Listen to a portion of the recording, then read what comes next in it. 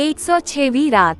जब 106वीं रात हुई तो उसने कहा कि ए नेक बख्त बादशाह, जब बादशाह ज़ब अलमकान को खबर मिली कि उसकी बीवी के लड़का पैदा हुआ है तो वो बहुत खुश हुआ और कहने लगा कि अब मेरी पीठ मजबूत हो गई है, क्योंकि मेरे एक बेटा हुआ है और उसका नाम कान माकान है।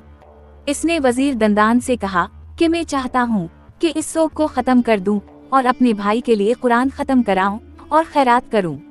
वजीर ने जवाब दिया कि तेरा ख्याल बहुत ठीक है।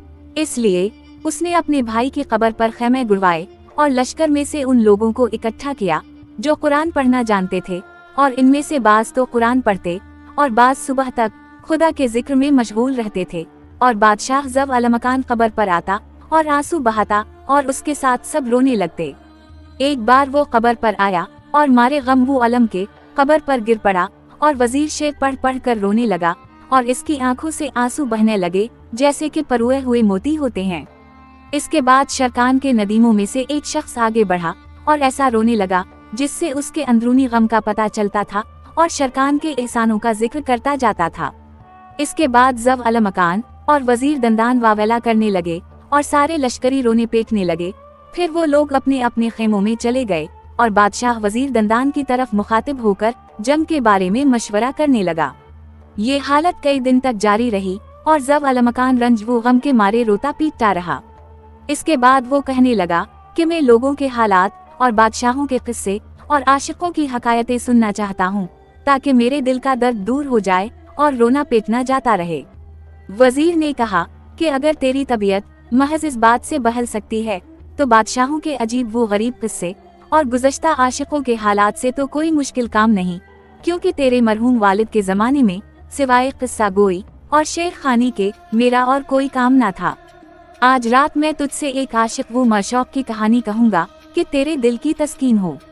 जब अलमकान ने वजीर से ये सुना, इसका दिल इसके वादे में लगा रहा और रात होने का इंतजार करता रहा ताकि सुने कि वजीर दंदान पुराने बादशाहों और आशिकों की क्या कहानियां बयान करता है। अभी पूरी तौर से रात भी ना होने पाई थी कि उसने मोमबत्तियां और कंदीली जलाने का हुक्म दे दिया और कहा कि खाने पीने की चीजें और खुशबू के आलात लाओ। जब वो लोग ये सब चीजें ले आए तो उसने वजीर को बुलवाया और वो हाजिर हुआ। इसके बाद उसने बहराम और रुस्तम और तरकाश और हाजिब को बुलवाया और वो हाजिर हुए। जब वो सब हाजिर हो चुके तो उसने वजीर की तरफ मुखातिब होकर कहा कि ए वजीर, रात हो चुकी है और उसने अपने पर्दे हमारे ऊपर डाल दिए हैं। मैं चाहता हूँ कि जिन कहानियों का तूने वादा किया था वो सुना। वजीर ने जवाब दिया कि बसर वो चश्म। अब शहरजाद को सुबह होती दिखाई दी और उसने वो कहानी बंद कर दी जिसकी उसे इजाजत मिली थी। जब 107वीं रात हुई तो उसने कहा कि ए नेक बख्त बादशाह। जब वजीर और हाजिब और रुस्तम और बहराम जब अलमकान के पास हाजिर हुए तो उसने वजीर दंदान की तरफ मुखातिब होकर कहा कि ए वजीर, रात हो चुकी है और उसने अपने पर्दे हमारे ऊपर डाल दिए हैं। अब हम चाहते हैं कि जिन कहानियों का तूने वादा किया है वो सुना। वजीर ने जवाब दिया कि बसर वो चश्म, ताज अलमलूक और शहजादी देना की कहानी। ए नेक बख्त बादशाह, सुन एक कहानी आशिक वो मशौक और उनके पैगाम बरकी और वो अजीब वो गरीब बातें जो इनके दरमियान पेश आई हैं, जिनके सुनने से गम गलत होता है और अगर हजरत याकूब की तरह भी रंज हो तो वो दूर हो जाता है। वो किस्सा ये है कि पुराने जमाने में इस्फहान के पहाड़ों के इस तरफ एक शहर था जिसका नाम मदीना खजरा था और इसमें एक बादशाह हुकूमत करता था जिसका नाम सुलेमान शाह था। वो बड़ा बख्शिश वाला और मुहसिन और आदिल और अमन पसंद और फाजल और दादागर था। हर मुल्क से मुसाफिर इसके पास आते और इसका जिक्र हर मुल्क और हर शहर में लोगों की जबान पर था। उसने एक मुद्दत तक इज्जत और अमन व अमान के साथ हुकूमत की, लेकिन इसके ना कोई बीवी थी और ना औलाद। इसका एक वजीर था जो अतावू बख्शिश में इससे कम ना था। एक दिन का वाकया है कि उसने अपने वजीर को अपने पास बुलवाया और कहने लगा कि ए मेरे वजीर, बीवी बच्चे ना होने की वजह से मेरा दिल तंग है और मेरी हिम्मत टूट गई और मेरा जिस्म कमजोर हो गया है। ये किसी बादशाह का दस्तूर नहीं रहा है जिसकी रियाया में अमीर और गरीब सब हों। उनको इस बात से खुशी होती है कि उनके बाद उनकी औलाद रहेगी और वो रोज अफजो तरक्की करती जाएगी। रसूल अल्लाह सल्लल्लाहु अलैहि वसल्लम का कौल है कि निकाह करो और अपनी नस्ल की तादाद बढ़ाओ, क्योंकि तुम्हारी वजह से मैं क़यामत के दिन दूसरी उम्मतों पर फख्र करूंगा। ए वजीर, इसमें तेरी क्या राय है? जो मुनासिब मशवरा हो वो मुझे दे। जब वजीर ने ये बात सुनी तो इसकी आंखों से आंसू बहने लगे और उसने कहा कि जहां पनाह खुदा ऐसा ना करे कि मैं खुदाई बातों में दखल अंदाज हूँ। क्या तो चाहता है कि मैं खुदा के गजब में मुब्तला हूँ? मेरी राय में तो एक कनीज खरीद ले। बादशाह ने जवाब दिया कि ए वजीर सुन, अगर बादशाह एक कनीज खरीदता है तो उसे इसका हसब नसब मालूम नहीं होता और ना इसकी तबीयत की बुराइयों की खबर होती है कि वो उनसे बच सके, और ना उछाई की ताकि वो उनसे मानूस हो। अगर उसने इसके साथ हम बसतरी की और वो हामिला हो गई तो अक्सर ऐसा देखा गया है कि लड़का मुनाफिक, जालिम और खूनरेजी पैदा करता है। ऐसी औरत की मिसाल शोर जमीन की सी होती है। अगर इसमें कोई चीज बोई जाए तो वो अच्छी तरह से पैदा नहीं होती, और जो चीज पैदा होती है वो देर तक नहीं रहती। ऐसी औलाद पर खुदा का गजब नाजल होता है और वो खुदा के औमर वो नवाही की परवाह नहीं करती। इसलिए मैं कनीज खरीद कर हरगिज इसका सबब नहीं होना चाहता, बल्कि मैं ये चाहता हूँ कि तो किसी बादशाह की बेटी से मेरी निस्बत कराए, जिसका हसब नसब सब जानते हूँ और जिसके हुस्न वो जमाल की सब तारीफ करते हूँ।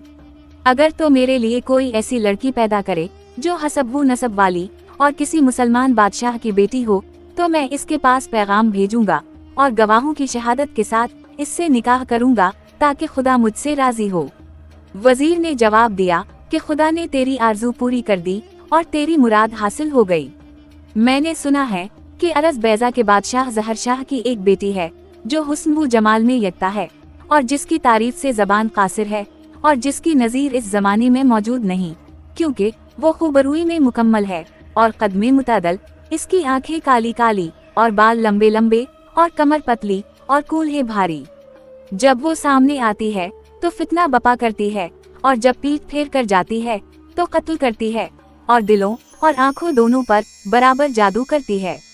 जब वजीर उस लड़की की तारीफ कर चुका तो वो सुलेमान शाह से कहने लगा कि मेरी राय ये है कि तो उसके बाप के पास एक ऐसा एलची भेजे जो होशमंद और बाखबर और तजुर्बाकार हो, ताकि वो तेरी निस्बत का पैगाम इसके बाप को निहायत सलीके से दे, क्योंकि इसकी मिसाल ना करीब के मुल्कों में पाई जाती है और ना दूर के, और तुझे इससे बड़ा खत हासिल होगा और खुदा तुझसे खुश होगा, क्योंकि नबी सल्लल्लाहु अलैहि वसल्लम का कौल है, इस्लाम में रहबानियत नहीं। ये सुनकर बादशाह बेहद मसरूर हवा और उसका दिल बाग बाग हो गया और इसका रंज मिट गया, और वो वजीर की तरफ मुखातिब होकर कहने लगा कि ए वजीर, ये काम सिवाय तेरे और कोई नहीं कर सकता, क्योंकि तो अक्ल व शूर में कमाल रखता है। अब तो घर जाकर खानादारी के उमूर तय कर और तैयार होकर कल रवाना हो जा और इस लड़की के लिए पैगाम ले जा, क्योंकि तेरे बयान की वजह से इसकी जगह मेरे दिल में हो गई है और बगैर इसके मत लौटियो। वजीर ने कहा कि बसर वो चश्म और घर जाकर जवाहरात और नफीस चीजें मंगवाएं जो बादशाहों को हदिये में दी जा सकती हैं और जो वजन में कम और कीमत में ज्यादा हों। इनके अलावा उसने अरबी घोड़े और दाऊदी जिरहें और माल व दौलत के संदूक लिए जिनकी तारीफ जबान से नहीं हो सकती। इन सामानों को उसने खच्चरों और ऊंटों पर लादा और 100% हबशी गुलाम और 100 कनीजे लेकर वजीर झंडों और अलमों के साथ रवाना हो गया। चलते चलते उसे बादशाह का ये हुक्म मिला था कि बहुत जल्द वापस आइयो। जब वो रवाना हो गया तो सुलेमान शाह के दिन निहायत बेचैनी से गुजरे और वो दिन रात उसी लड़की की मोहब्बत में गिरफ्तार रहता था। इधर वजीर दिन रात मैदानों और बयाबानों को तय करता चला जाता था, यहाँ तक कि इसके और इस शहर के दरमियान जहाँ वो जा रहा था महज एक दिन की राह बाकी रह गई। यहाँ वो एक दरिया के किनारे उतर पड़ा और अपने एक खास शख्स को बुलाकर हुक्म दिया कि तो जहर शाह के पास फौरन जाकर मेरे आने की खबर दे। इसने कहा कि बसर वो चश्म और फौरन इस शहर की तरफ रवाना हो गया। जब वो वहाँ पहुँचा तो ये इत्तेफाक हुआ कि उस वक्त बादशाह जहर शाह के दरवाजे के सामने अपने एक हवा महल में बैठा हुआ था और उसे आते हुए देख रहा था। जब उसे मालूम हुआ कि ये कोई परदेसी है तो उसने हुक्म दिया कि उसे यहाँ लाओ। एलची आया तो उसने बादशाह से कहा कि अरस खसरा और जिबाल इस्फहान के बादशाह सुलेमान शाह का वजीर आ रहा है। इस पर बादशाह जहर शाह खुश हो गया और एलची का बहुत अच्छी तरह से खैर मुकद्दम किया और उसे अपने साथ लेकर महल गया और इससे पूछा कि तूने वजीर को किस जगह छोड़ा है। इसने जवाब दिया कि मैंने इसे आज सुबह फलां दरिया के किनारे छोड़ा है और वो कल तेरी खिदमत में पहुंच जाएगा। खुदा तुझे अपनी निमतें हमेशा दे और तेरे वालिदैन पर रहम करे। जहर शाह ने अपने एक वजीर को हुक्म दिया कि सुलेमान शाह की ताज़ीम की खातिर तो बड़े बड़े खासों और हाजीवा और नवाबों और हुकूमत के अराकीन को लेकर वजीर को खैर मुकद्दम के लिए जा, क्योंकि इसका हुक्म तमाम दुनिया पर चलता है। ये तो जहर शाह का किस्सा हुआ। अब वजीर का हाल सुनिए। वो आधी रात तक इस जगह ठहरा रहा और इसके बाद वो शहर की तरफ रवाना हो गया। जब सुबह नमूदार हुई और पहाड़ों और वादियों में सूरज चिपका तो उसको खबर भी ना होने पाई थी कि जहर शाह का वजीर हाजिब और मुल्क के दूसरे अराकीन और हुकूमत के खास लोग इसके पास पहुंच गए और अभी शहर तक पहुंचने में कई फरीक बाकी थे। वजीर को यकीन आ गया कि अब मेरी मुराद बर आई है और उन लोगों को सलाम किया जो इससे मिलने आए थे। अब वो लोग बराबर इसके आगे आगे चलते रहे, यहाँ तक कि वो बादशाह के महल में पहुँच गए और महल के दरवाजे की 7वीं दहलीज पर उतरे, जहाँ कोई शख्स सवारी पर नहीं जा सकता था। क्योंकि वो जगह बादशाह के करीब थी, लिहाजा वजीर घोड़े पर से उतरकर प्यादा पा हो लिया और चलते चलते एक ऊंचे ऐवान में पहुंचा, जिसके सदर में मरमर का एक तख्त पड़ा हुआ था, जिसमें मोती और जवाहरात जुड़े हुए थे और जिसके चारों पाए हाथी दांत के थे। इस तख्त पर सब्ज अतलस का फर्श था और इस पर सुर्ख सोने के बेल बूटे बने हुए थे। तख्त के ऊपर एक शामियाना था जो मोतियों और जवाहरात से जड़ा हुआ था।